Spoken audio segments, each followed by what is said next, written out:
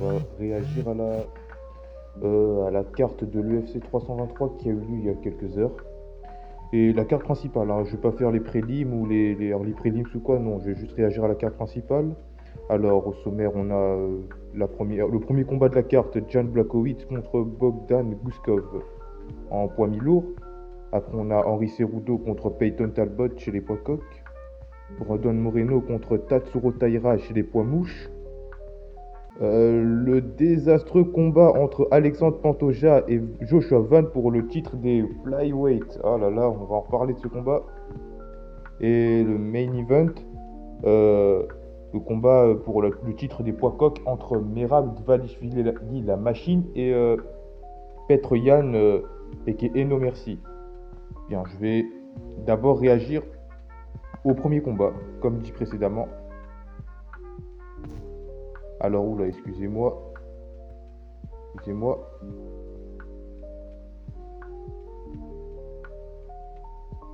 Alors, ok. Alors, pour ce premier combat, c'est un combat qui s'est terminé par une égalité. Le premier round, c'était, on va dire, plus en la faveur de Jan Blachowicz qui a fait travailler son expérience. On voit que c'est un combattant qui est très expérimenté, qui combat plus de la même façon qu'à l'époque. À l'époque, c'était un gars qui était qui avait beaucoup plus de punch, qui rentrait plus dans les guerres, tout ça. Mais là, aujourd'hui, c'est plus, vu là, je pense, c'est plus quelqu'un qui a une, comment expliquer ça, qui combat de façon plus réfléchie, qui est plus patient dans ses coups, qui va faire des calf kicks, qui va tenir la distance avec son jab, des trucs comme ça. Et en face, on avait un Bogdan Guskov qui était beaucoup plus, qui est, je pense, beaucoup plus jeune. Je sais pas si on peut voir les âges ici, mais ouais, ça c'est plus les statistiques du combat. Mais c'est quelqu'un qui est beaucoup plus jeune. Donc il a plus cette fougue, il a plus on va dire, ce punch, cette envie d'entrer dans des guerres, de mettre des coups, tout ça. D'autant plus que c'est quelqu'un qui a du punch aussi. Bogdan Guskov, c'est quelqu'un qui a de la dynamite dans les poings, c'est quelqu'un qui frappe fort. Donc Jan Blachowicz, il devait faire très très gaffe à tout ça. Et je pense qu'il en est plutôt bien sorti. Premier round, je le vois facilement gagner grâce notamment à sa technique. Il a réussi à bien sonner Guskov au premier round. Deuxième round, par contre, on a eu un Guskov qui a mis un méchant knockdown à notre bon vieux Polonais. Il a mis un méchant knockdown avant d'essayer, je pense, de le finir en grand end pound avec des coups de coude, mais malheureusement, ça n'a pas marché. Malheureusement pour lui, ça n'a pas marché. Je dis malheureusement, mais voilà, il y a des gens qui voulaient voir Jan Blachowicz gagner, qui ne voulaient pas le voir perdre.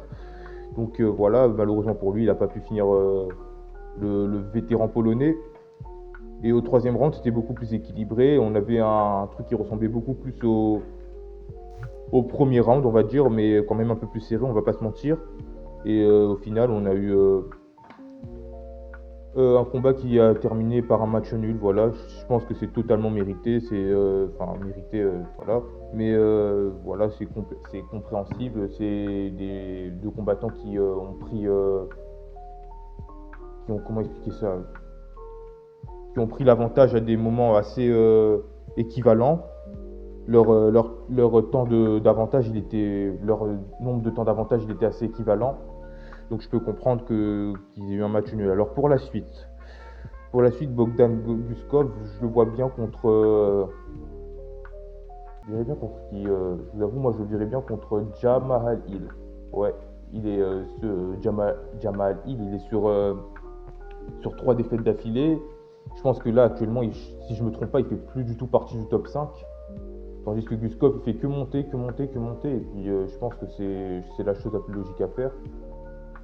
Et pour Jan Blachowicz, alors bien évidemment, je pense pas qu'il aura un title shot, vu que voilà, faire un match nul avec quelqu'un qui n'est pas dans le top 10, c'est quand même. Voilà, c'est pas ça qui va te donner un title shot, mais je pense que pour la suite, je le verrai bien contre. Je dirais pas Magomed Ankalaev. Je dirais Khalil Rountree. Ouais, je le verrai bien contre Khalil Rountree. Franchement, ça serait un beau combat, je trouve. Puis voilà. J'en ai terminé avec ce combat. On va passer au combat suivant. Henry Cejudo contre Peyton Talbot.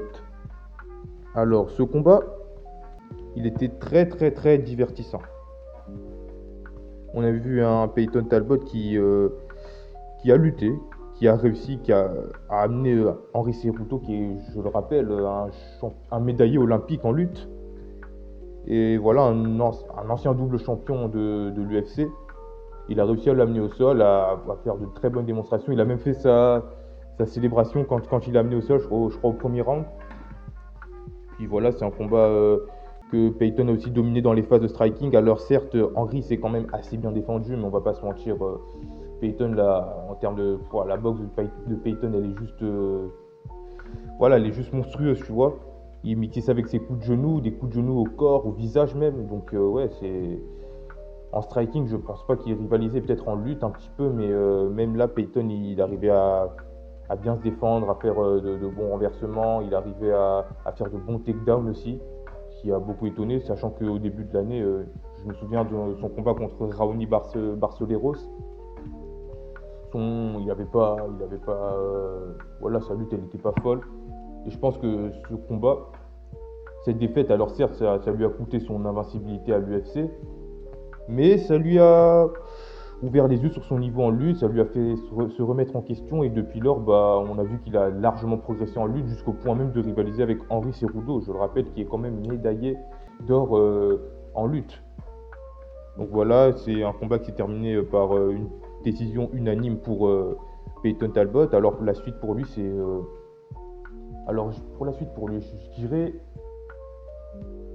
pour Peyton Talbot, je vous avoue que j'ai pas... Là, tout de suite, là, c'est un peu compliqué. Mais je pense que la suite pour lui, ça serait le perdant entre Sean O'Malley et Song Yadong. Ouais, je pense que pour moi, logiquement, ça serait ça. Après, ça dépend, mais pour moi, logiquement, si j'étais à la place de Dana White, si j'étais le patron de l'UFC, ça serait ça, clairement. Ou peut-être Hunter Campbell, mais ouais, voilà. Donc pour moi, la suite logique, c'est Peyton Talbot contre le perdant de Sean O'Malley, du combat Sean O'Malley contre Song Yadong. Ensuite, on va passer à l'avant-dernier combat. Brandon Moreno contre Tatsuro Taira. Alors, ce combat, je trouve que c'était une masterclass en termes de grappling. Franchement, j'ai bien aimé les phases de grappling, elles étaient assez belles, les phases de striking aussi, mais je mets plus un accent sur le grappling parce que on a tendance à penser que le grappling, c'est quelque chose d'ennuyeux, ça va pas dans tous les sens, tu vois, mais là, je trouve que le grappling entre ces deux-là, c'était vraiment exceptionnel. Surtout du côté de Tatsuro Taira qui je trouve, qui est quand même assez vif au sol. C'est quelqu'un qui passe rapidement dans le dos, il est là, c'est un serpent, il va partout lui, Tatsuro Taira. Alors voilà, c'est un combat qui s'est terminé par un grand end pound. Voilà, grand end pound de Tatsuro Taira, en tout cas bravo à lui.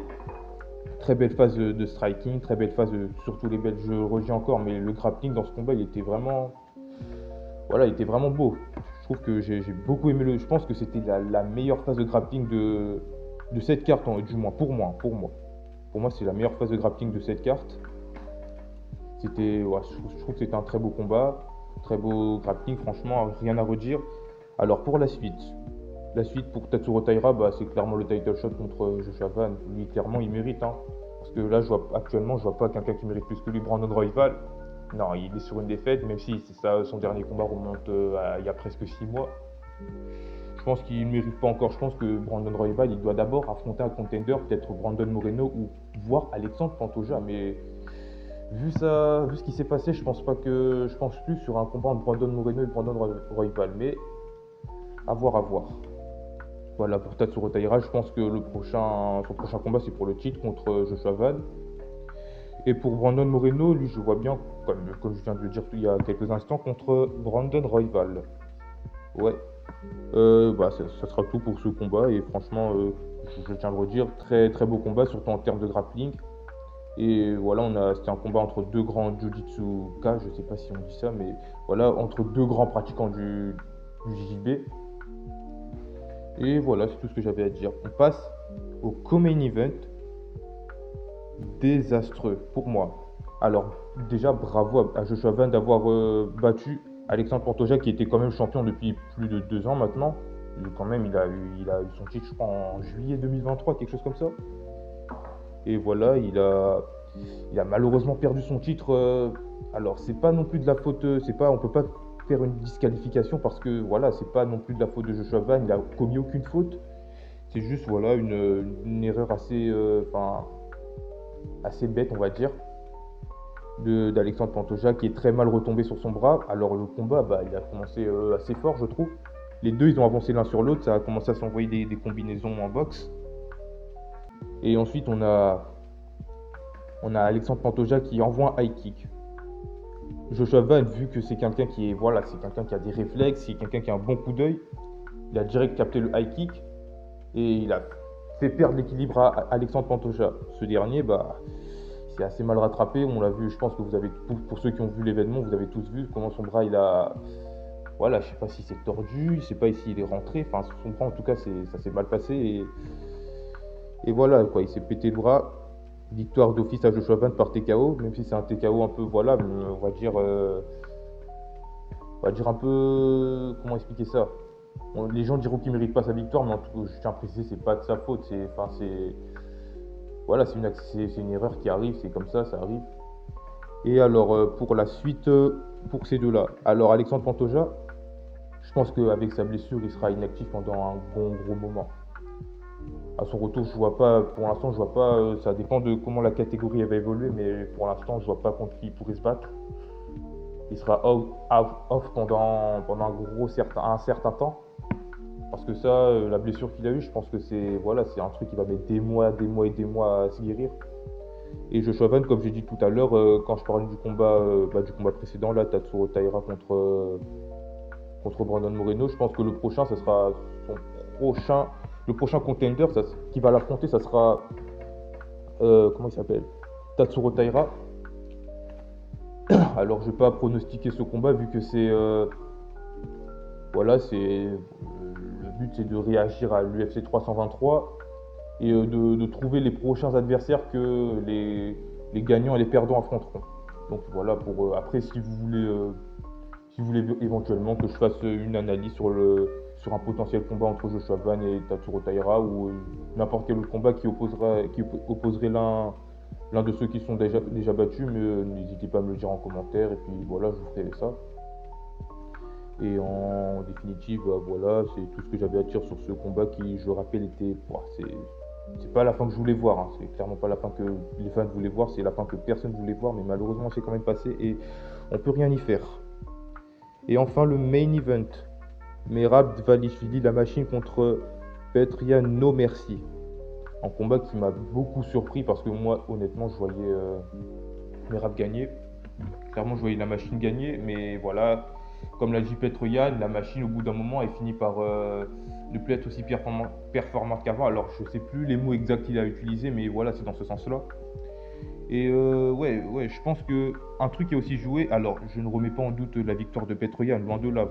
Franchement, bravo à lui. Mais je pense qu'un truc qui a aussi joué dans la défaite de Merab Dvalishvili, je pense que c'est sa trop forte activité en fait.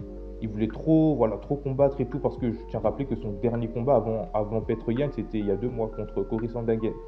Et les cuttings, tout ça, les entraînements, tout ça, les temps d'entraînement, au bout d'un moment, quand c'est sur des laps de temps aussi, les combats sont écartés par des laps de temps aussi courts, au bout d'un moment, ça pèse sur le physique. On l'a vu avec, comment il s'appelle déjà, Rainer Derrider cette année.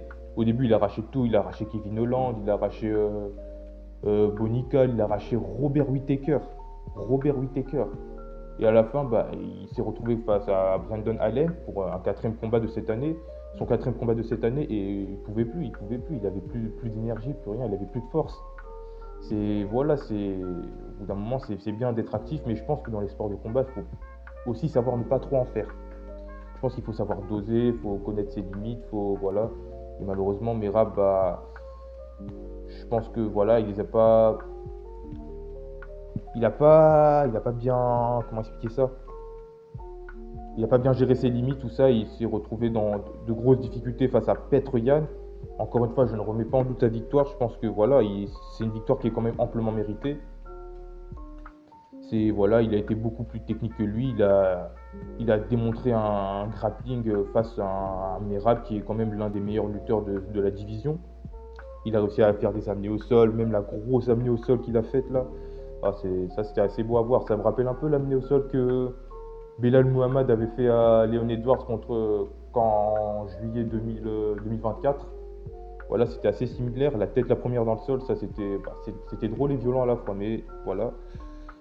Sur striking, bon voilà, Petr Yan, je pense que j'ai rien à dire dessus. C'est l'un des meilleurs strikers, si ce n'est même le meilleur striker de la catégorie bantamweight, ou du moins le plus technique, parce qu'il est très très technique. C'est quelqu'un, tu vois, il a un style un peu russe et tout.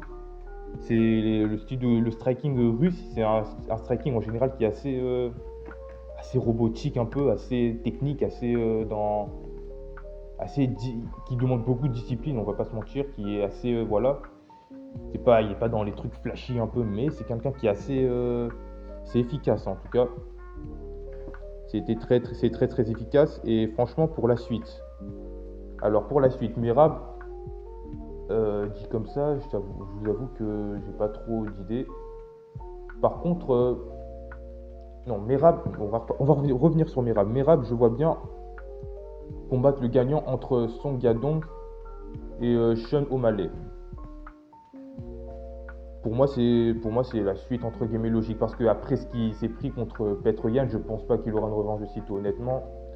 Si ça avait été une décision controversée, serrée ou un truc comme ça, là il y aurait eu un rematch. Mais là, Petr Yan a juste roulé sur Merab, on va pas se mentir. Tout en mettant du respect sur le nom de Merab, hein, mais voilà, Merab, il était clairement pas au niveau ce soir. Ou ce matin, ça dépend d'où vous avez vu l'événement UFC, mais voilà. Et Petr Yan, je pense que pour sa défense de titre, vu qu'il est maintenant l'actuel champion, bah, je pense que ça sera contre le gagnant entre Deiveson Figueiredo et comment il s'appelle déjà, Umar Nurmagomedov. Et voilà, c'est bon. Comme j'ai dit, c'est pas une vidéo pronostic, mais moi je vais spoiler un petit peu ce combat-là. Je pense que Umar va gagner. Clairement, je vois Umar gagnant face à Deiveson Figueiredo. Et ouais, je pense que ça sera probablement lui le prochain à affronter Petr Yan. Et là, par contre, ça sera assez. On risque d'avoir un beau combat, mais un combat, je pense que assez difficile à pronostiquer. Mais ça, je pense que ça sera le sujet d'une prochaine vidéo. En tout cas, c'était ma première vidéo sur la chaîne. N'hésitez pas à laisser un pouce bleu si vous avez aimé la vidéo. Et encore une fois, déjà, je tiens à m'excuser peut-être pour la fluidité des paroles qui est un peu à désirer, mais voilà, je viens tout juste de commencer la chaîne. Voilà, je pense que je vais m'améliorer au fil du temps, peut-être la qualité aussi, mais pour l'instant, voilà, je pense que vous allez devoir vous contenter de ça. Et comme j'ai dit, si vous avez aimé, abonnez-vous, laissez un pouce bleu, et surtout n'hésitez pas à commenter, voilà. Et n'hésitez pas à me donner aussi des idées de sujets pour la prochaine vidéo. Et c'est la fin de cette vidéo. Je vous dis au revoir à tous, bonne journée, peut-être à demain, vu que je risque d'être très très très actif. Donc probablement à demain, allez.